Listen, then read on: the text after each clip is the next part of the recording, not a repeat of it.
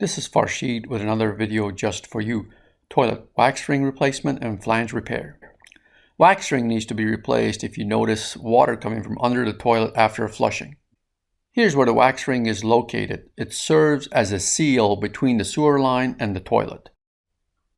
Some of the tools I used during the process of replacing the wax ring and installing a flange ring. Turn off water supply valve to the toilet. Flush.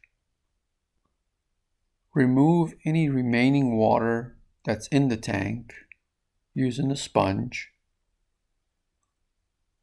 Next, remove the supply line. Use a plunger to push the water that's in the P-trap to the sewer line. Then use a sponge to remove as much of the water as you can.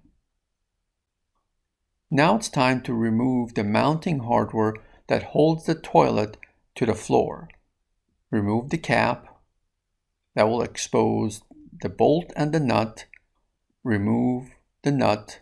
There's one at each side, and the remaining hardware. Sometimes the hardware is rusted and you have to use a hacksaw in order to remove it. If the gap between the toilet and the floor has been sealed, use a utility knife to cut through the seal. Now the toilet is loose. On a tile floor, I like to use a floor mat and a trash bag to transport the toilet. Lift up straight with your legs and your biceps. Remove the toilet from the immediate area. Clean the area. I like to use the utility knife scraper, and then take your scraper, remove the wax ring. Also check for remaining wax ring under the toilet. Remove all wax ring. Inspect the flange. In this particular case, there's a damaged spot in the flange where it will not hold the mounting bolt, therefore has to be repaired. This is what I use to repair it. The repair ring will sit on top of the existing one, and once it's secured, it will provide a new set of mounting holes for our bolts.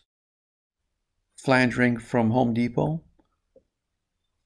So in this case, I had to drill into the concrete to secure my new ring. I used Tabcon screws, keeping in mind that the drill bit that you use needs to be slightly smaller in diameter but longer in length. So in this case, 3/16 screws and 5/32 drill bit.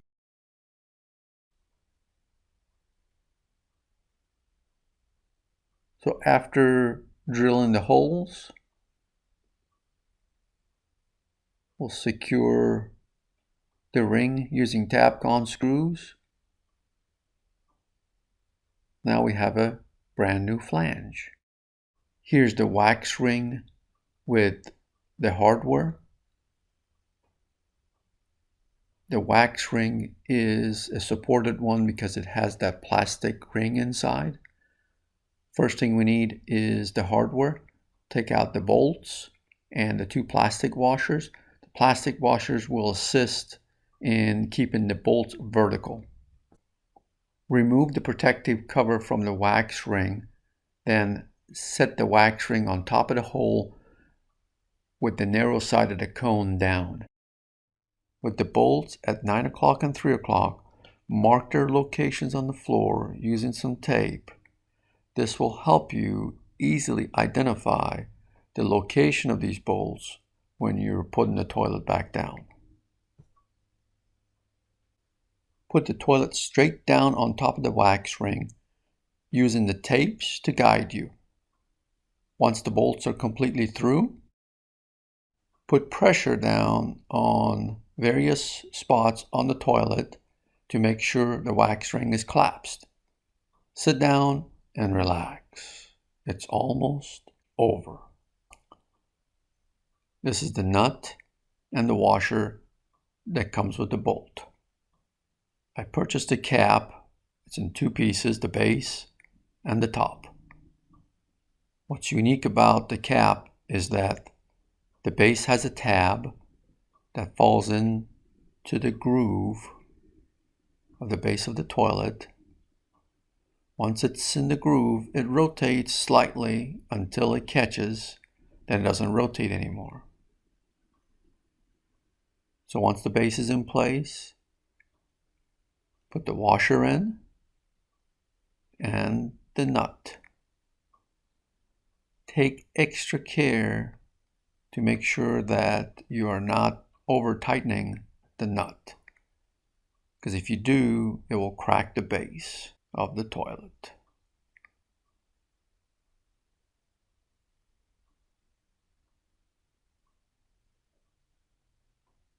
Once the nut is tight,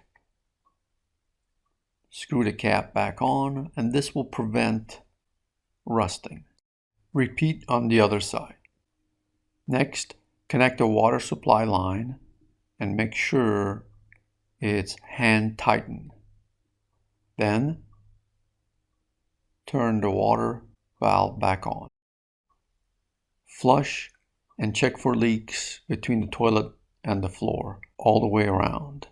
And if there are no signs of leaks for a couple days, you can seal between the toilet and the floor using some sort of a caulk. In this case, I use GE silicone caulk.